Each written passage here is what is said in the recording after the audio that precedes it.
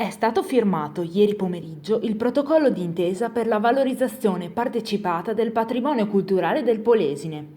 Il Polo Museale del Veneto, Ministero per i beni e le attività culturali e il turismo, la Regione del Veneto, la Provincia di Rovigo e la Fondazione Cassa di Risparmio di Padova e Rovigo hanno sottoscritto un importante documento che pone le basi per attivare iniziative di valorizzazione del patrimonio culturale locale e di crescita professionale nelle quali saranno protagonisti e, insieme, beneficiari i 26 musei aderenti al sistema museale provinciale del Polesine.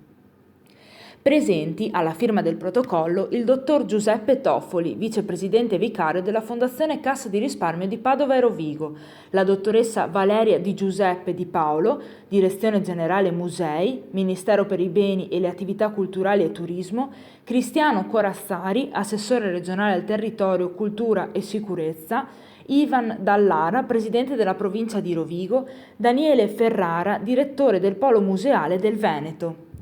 Il Polesine è stato individuato per potenziare l'offerta già presente sul territorio. Fare rete è l'unico approccio possibile, soprattutto in Italia, dove abbiamo la fortuna di avere un patrimonio culturale esteso. L'unione di risorse e patrimoni permette di modellare un'offerta che faccia conoscere il territorio e di mitigare le criticità, ha detto il dottor Ferrara. A più riprese è stato sottolineato l'importanza del fondamentale contributo della Fondazione Cariparo, sempre in prima linea per la promozione e la diffusione della cultura. Subito dopo la firma, in 4 copie, si è tenuto l'incontro con i musei aderenti al sistema museale provinciale Polesine e gli stakeholder del territorio, anche per parlare delle azioni locali del progetto MUST per il sistema museale del Polesine.